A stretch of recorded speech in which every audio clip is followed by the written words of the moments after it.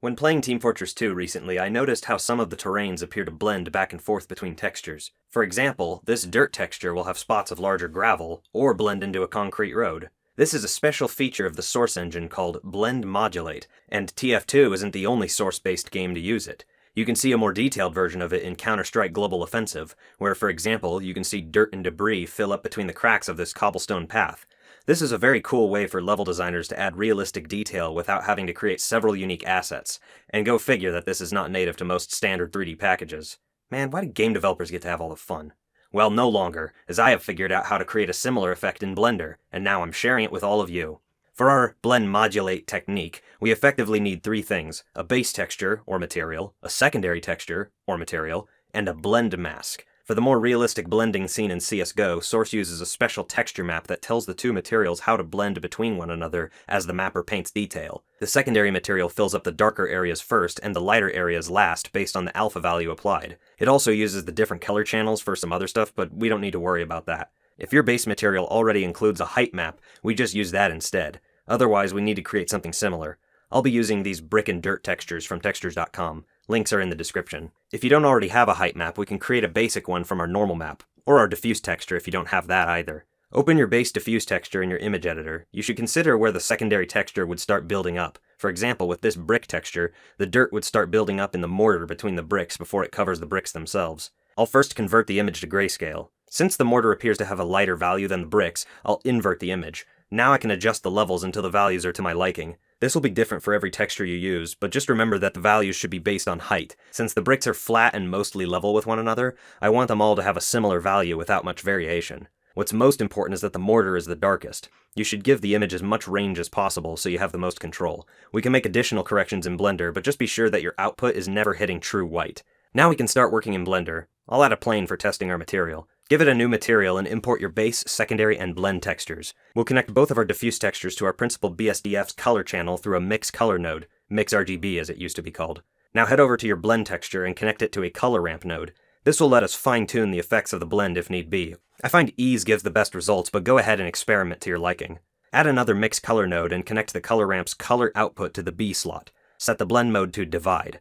Add a new image texture node and give it a new image with the same resolution as your largest texture, or higher. Just make sure it has the same aspect ratio. Leave the color set to black, alpha ticked on, the type set to blank, and hit OK. This is your paint mask. Plug it into both the A slot and factor of the divide mix color node. This setup works by using the paint mask's white values to reveal the blend mod texture, while inverting its values to reveal the darkest areas first. Lo and behold, when we paint grayscale values on the plane with the mask selected, the dirt is built up in the mortar before spilling onto the bricks. For using full PBR materials, simply replace your textures with full principal BSDF setups and blend them through a mix shader node rather than mix color. You can also add a texture coordinate setup to all of your textures for controlling scaling. Just don't connect it to the paint mask, as it depends on the unwrapping of your object and does not scale properly. Another thing you can do is use vertex color as a paint mask. You can do this by simply replacing your paint mask image texture with an attribute node through its color output and setting the name to col, or whatever your used color attribute is called. You can find it under the Selected Objects Object Data Properties tab. Any color that isn't white or black appears to be interpreted as a sort of midtone, and since the default vertex color is white, either fill the object with black first or paint with black and add an invert node to your attribute node. If you want to combine texture and vertex painting, just plug each into a mix color node's A and B slot respectively, set its blend mode to screen with the factor set to 1, and plug that into your divide mixer.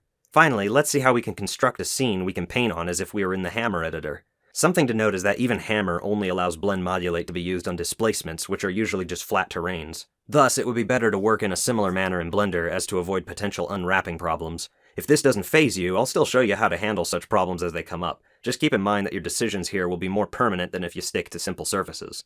I'll just model up a basic structure and apply our material to it.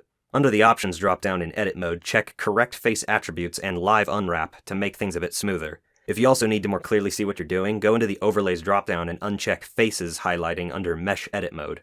Like with any model, you can use as many materials as you want, all based on the same setup. To assist in the texturing process, I'm using Texel Density Checker for proportional scaling and Dream UV, which works a lot like texturing tools in Hammer, Radiant, Unreal Editor, etc. Here's a quick tutorial on Dream UV, because it rocks. Use these buttons to translate the texture incrementally by this adjustable amount, or this button to freely translate it. Use these buttons to do the same thing for scaling, these buttons to do the same thing for rotation, and these buttons for mirroring. To stitch textures together, select a series of adjacent faces with the active face being the one for them to reference, and hit Extend.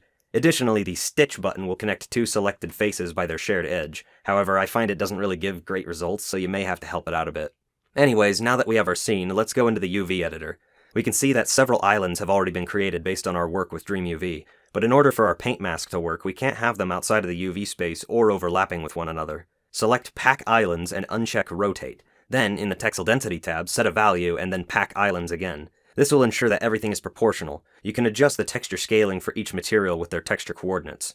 If there are any remaining overlaps, just go in and manually add seams wherever necessary. Just make sure you have the correct paint mask selected for each material, and now you can paint freely. This blend modulate effect can be used in many different ways, such as weathering on concrete, peeling paint on wood, damaged plaster. It's virtually limitless. Use custom brush alphas and you can make it look even better. With all of these techniques, you can build architecture much like you would in a traditional BSP map editor.